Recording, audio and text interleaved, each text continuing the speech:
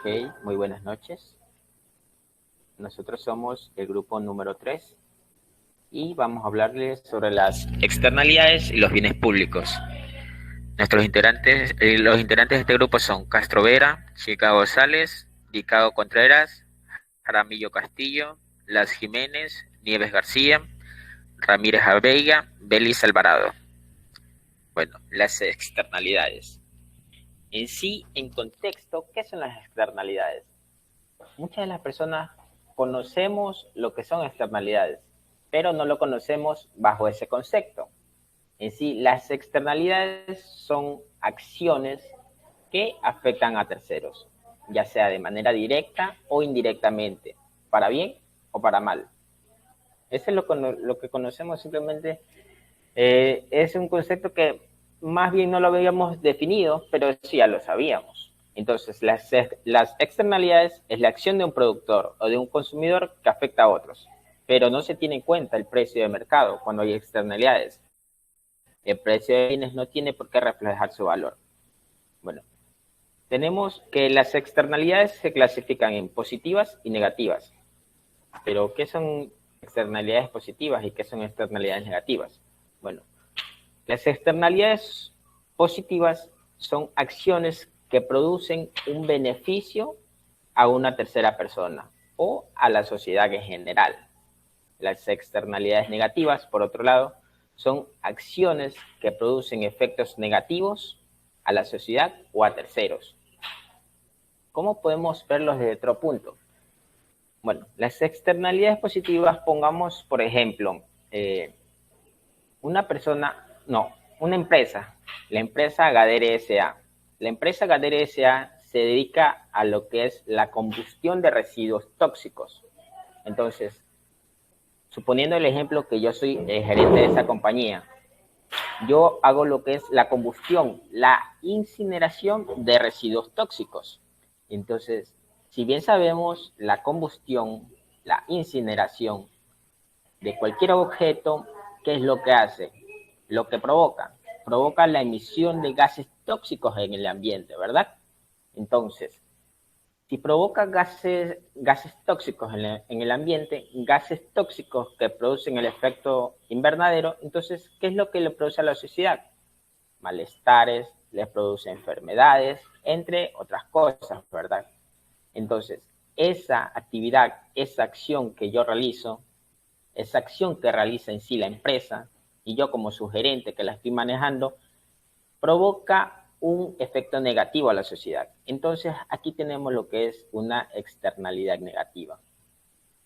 También se dice que cuando hay una externalidad negativa, el Estado interviene para contrarrestar esa externalidad negativa o que se reduzca el impacto de esa externalidad negativa. ¿Cómo puede ser eso? Bueno, la empresa Gadere S.A., como les dije, se dedica a la combustión de residuos tóxicos. Entonces, el Estado, para hacer que se disminuya la emisión de esos gases tóxicos, lo que hace es poner impuestos ambientales y de otras clases ya. Entonces, ¿qué es lo que busca el Estado al imponer impuestos? Busca reducir lo que es la combustión de cierta manera, la combustión de esos residuos tóxicos, pero no para hacerle un mal al empresario o a la empresa, sino más bien para reducir el efecto negativo que tiene en la sociedad. Entonces, viéndolo, ahora sí, analicemos esto. Si bien es cierto, la externalidad produce un impacto, ya sea positivo o negativo, en terceros, ¿verdad? La externalidad positiva produce un efecto positivo. La externalidad negativa produce un efecto negativo. Entonces, para el empresario, que le pongan impuestos a la actividad que él realiza, va a presentar una externalidad negativa. ¿Por qué razón? Porque va a tener que pagar más impuestos por la actividad que la empresa realiza. Sin embargo, a la sociedad, ¿qué le causará? Un efecto positivo. ¿Por qué? Porque no tendrá que soportar la emisión de tantos gases tóxicos. Bueno, en teoría, porque algunas empresas obviamente no disminuyen su actividad.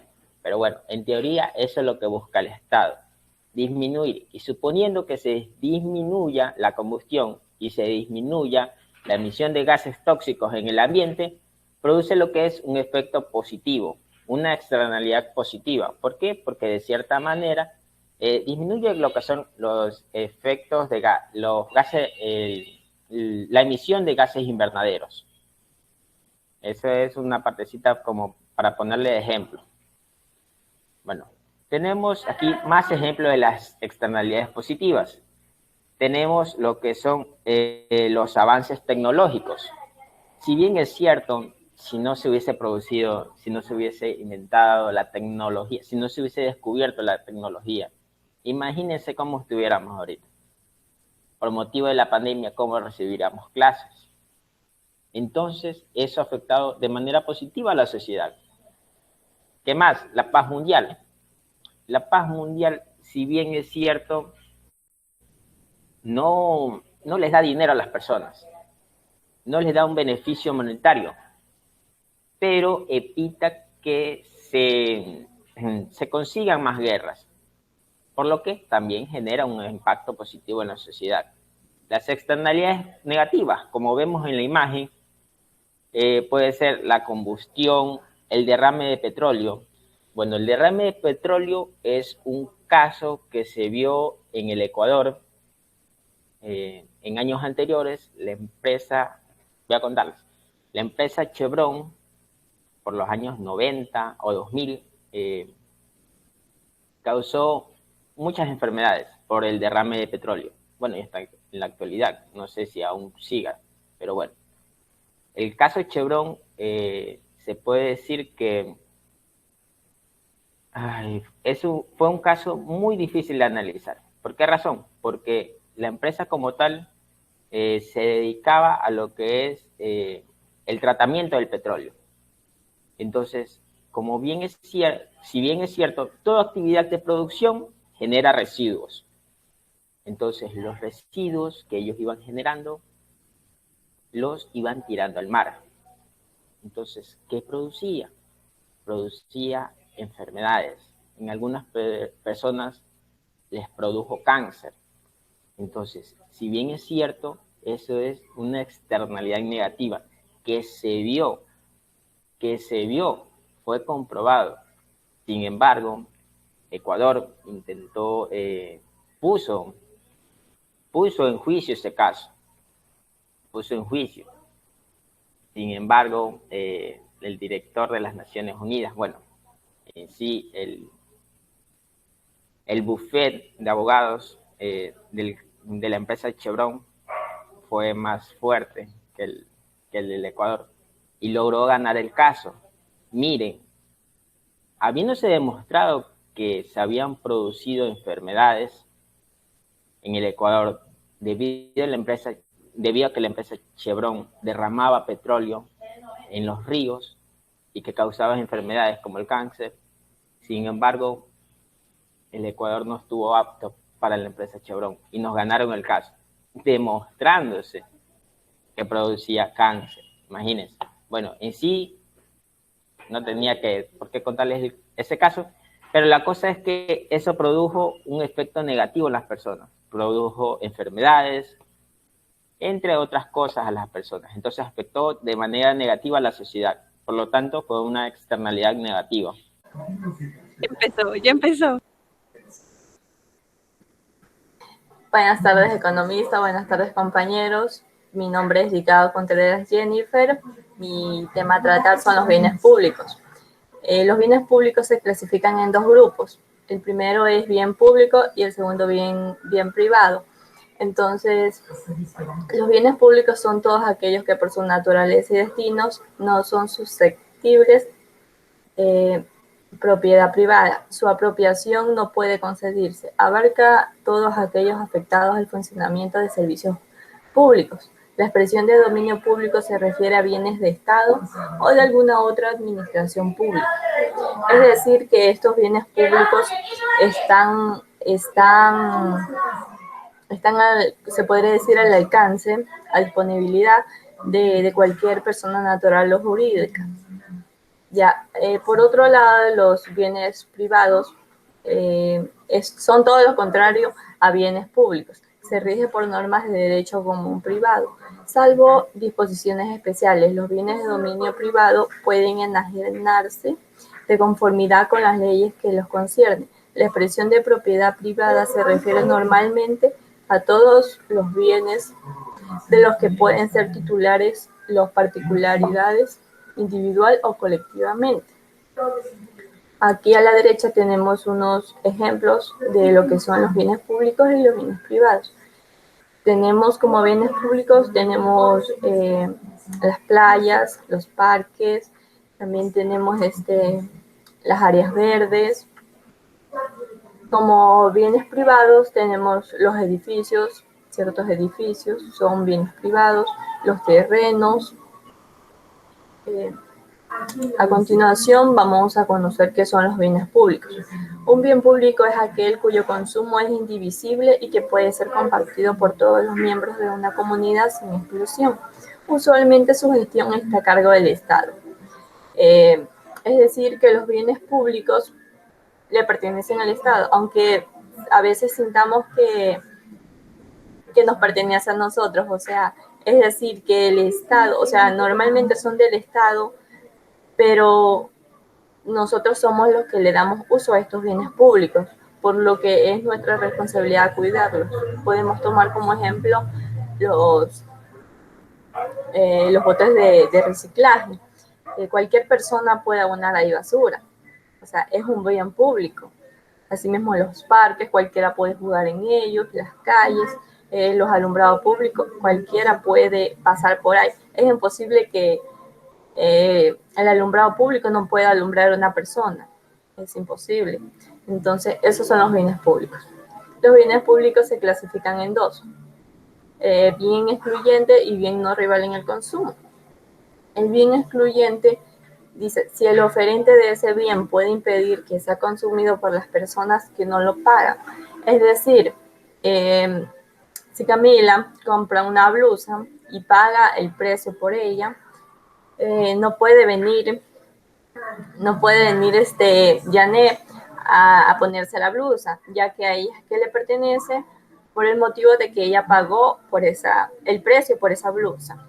O sea, eso es un bien excluyente. Si una persona es dueña de algo, ya que pagó el precio, es imposible que otra persona pueda utilizarlo. El bien no es rival en el consumo. Si la misma unidad del bien no puede ser consumida simultáneamente por dos o más personas. Tenemos como ejemplo una compañía en donde cualquiera puede vender autos, compañía de autos, cualquiera puede vender autos, no hay rivalidad en el consumo. También tenemos la característica de los bienes públicos. Están los no excluyentes, los no rivales y los que constituyen un fallo en el mercado. Lo no excluyente, no es posible impedir a una persona el consumo del bien. Aquí tenemos un ejemplo de un área verde, de un parque. Entonces, nadie le puede impedir a una persona que camine, que dialogue por ese parque, ya que es un bien no excluyente, o sea, todas las personas pueden acceder a ese parque. También tenemos los no rivales. El consumo del bien por parte de un individuo no reduce la cantidad disponible para otro. Coste marginal de provisión de bien público es cero. ¿Qué quiere decir esto? Como ejemplo damos a la emisora de radio, la Defensa Nacional o luz de un faro, entre otras que existen. ¿Qué quiere decir cuando constituye un fallo en el mercado? Es decir, que el equilibrio del mercado es ineficiente, no produce la cantidad socialmente óptima. Es decir, que los bienes públicos no excluyentes con los no rivales constituyen un fallo en el mercado, ya que no producen la cantidad socialmente óptima.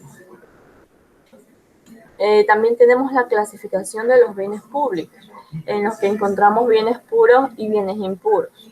Los bienes públicos puros son aquellos bienes o servicios que se definen por un consumo no rival, imposibilidad de su exclusión.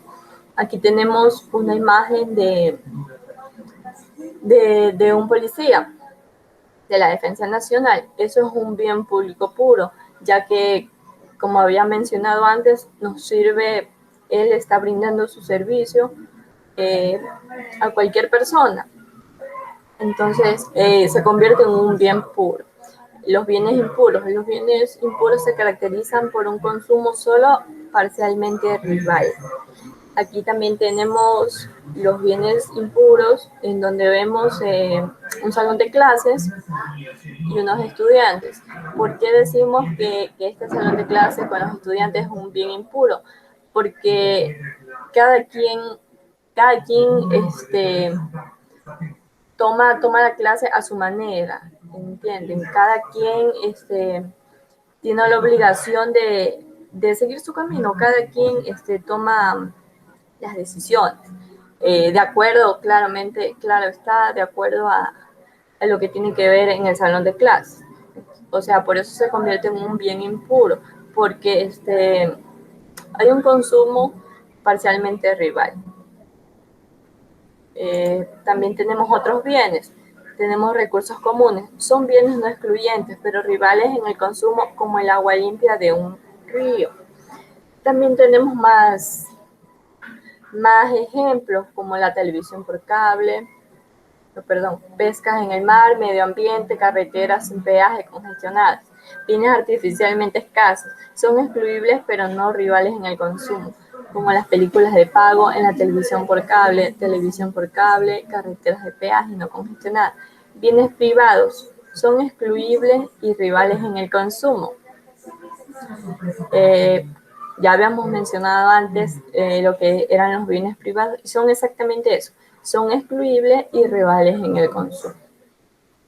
Tenemos aquí en el cuadro, también tenemos ejemplos como el helado, la ropa y la carretera de peaje congestionada. También tenemos un poco de la definición de los bienes privados. Son aquellos que adquiere una persona a través de una compra, impidiendo que otra acceda a ellos. Es decir, privatizándolo o particularizando su uso. Eso es exactamente lo que son los bienes privados. Es cuando una persona a través de una compra impide que otra persona acceda a este bien o servicio. Tomamos en cuenta, pongamos como ejemplo una residencia. Tenemos que tener en cuenta que una persona con bajos recursos no puede pagar por quedarse en una residencia por mucho tiempo, ya que su recurso natural no le apoya. Entonces, de eso hablamos cuando hablamos sobre bienes privados. Tenemos que tener en cuenta que una residencia es un bien privado. Entonces, todos los bienes privados se dividen son excluyentes y son rivales en el consumo. Son rivales en el consumo cuando los oferentes del bien pueden impedir que lo consuman las personas que no lo pagan. Son rivales en el consumo. La misma unidad de un bien no puede ser consumida por más de una persona al mismo tiempo. También acá por último tenemos ejemplo de los bienes privados comunes artificialmente escasos. Aquí tenemos un ejemplo de bienes de consumo, como el agua, la luz eléctrica, todos esos son bienes de consumo. Acá también tenemos otra imagen donde aparece una playa súper llena con muchos turistas.